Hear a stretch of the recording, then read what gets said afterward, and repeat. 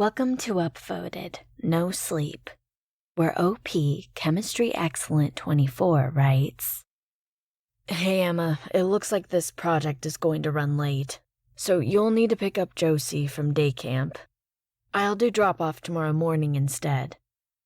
I was just shocked by the voicemail.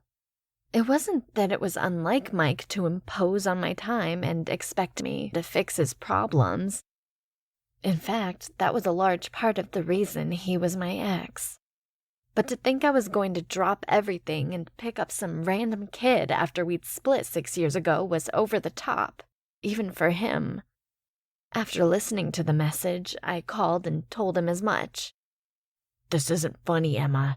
Just because it's my day to pick up our child, you're going to pretend that... I cut him off and asked him if he'd meant to call me, or if he had gotten involved with a different Emma. Because I didn't have a kid, certainly not with him of all people. Oh, so now you're going to pretend you're not Emma Sanders? You're so childish sometimes, he said before hanging up. I blocked the number, figuring it was probably some prank. Maybe he'd finally started that podcast he'd been dreaming of while we were together, while not actually putting forth any effort into making it a reality, and this was material for it. Not 5 minutes later, the phone rang again. My mom. Convenient, since I was about to call her anyway to vent. Mike called and asked me to get Josie, because he said you wouldn't? What's going on? The room tilted, and it felt like something sharp pierced my heart. Mike might try gaslighting me, I guess, but my own mother? Never. Gulping back a sob, I insisted that I didn't know any Josie. I wasn't a mother at all. Why were she and Mike doing this to me? She didn't even like him, and now she was pretending we had a lifetime connection in the form of a little girl? I'm not sure how much of my speech was coherent, because she didn't respond to any of it. She urged me to stay where I was, and she assured me she was on her way. When she arrived, only the driver's door popped open. That was good.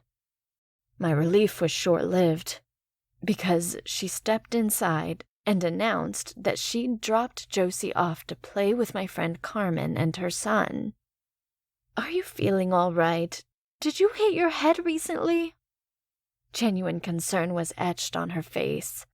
I'm ashamed to admit I grabbed my mom and dragged her through the house, demanding she show me one sign that I shared it with a child. She skidded to a stop in front of the spare room and asked me what I'd done with Josephine's things. Emma, when did you have time to dismantle the furniture? Wasn't Josie here this morning? Where has she been sleeping?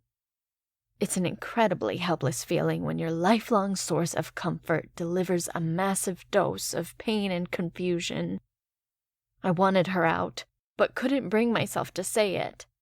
Even in my frazzled state, I knew that if she walked toward the door, I'd throw myself in front of it and beg her not to leave. When she put her arm around me and half walked me, half carried me to bed, I didn't object.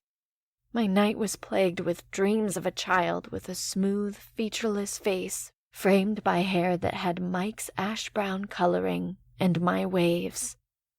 The scent of breakfast filled the air. My mom met me in the hall and whispered that Carmen had dropped Josephine off because Mike was coming to take her to camp. She asked me if I felt any better and looked crushed to learn that I still had no memories of her granddaughter. She announced that when Mike and Josie were gone, she was going to take me to the hospital. Sounded good to me. At least one of us needed to be evaluated. And I was going to ask to see the records of this supposed birth. Part of me wanted to hide in my room, but I needed to see this child. Don't say anything to upset her, please. The statement was gentle, but with a hint of warning, and it rattled me. I was used to being the recipient of that protective streak, not being treated like a potential source of harm. I brushed past Mom and glanced around. Kitchen empty. Living room was the same. I winced as my mom's bony elbow jabbed me in the ribs. Say something, she hissed. Your daughter said good morning." I had briefly entertained the possibility that I was afflicted by some kind of amnesia, but my eyesight and hearing were just fine. Nobody said anything. There was nobody else here to say anything. There were 2 plates of pancakes on the table. How did Mom explain that? "Josie doesn't like pancakes, Em," she patiently explained. "She had a banana." I was unraveling. My head felt like it was on fire. "Oh, and where's the peel?" "Let me guess, it's in the garbage, just like her bed and her mattress and all her fictional toys." "Yes, I threw the peel away. I didn't know you'd need evidence of your child eating." My mom had entered the kitchen, kneeling down and circling her arms loosely in front of her, cradling an invisible body. I couldn't help it. I went over and waved my hand through the empty space. Horrified, my mom acted like she was hefting something up into her arms and rushed from the room. I felt suffocated, and the only thing on my mind was getting out of there. I went back to my room and got dressed, then got my keys. I couldn't see my mom standing in the backyard pacing and talking on the phone as I backed out of the driveway and sped down the road. My trip ended at a hotel in the next town. The constantly ringing phone sawed away at my remaining shred of sanity. I tried to find something fun on TV for a distraction, but that failed, because the only free channels were news stations, and they were all talking about some man who'd been found pulverized in his pool. I called the police to get a wellness check for my mother.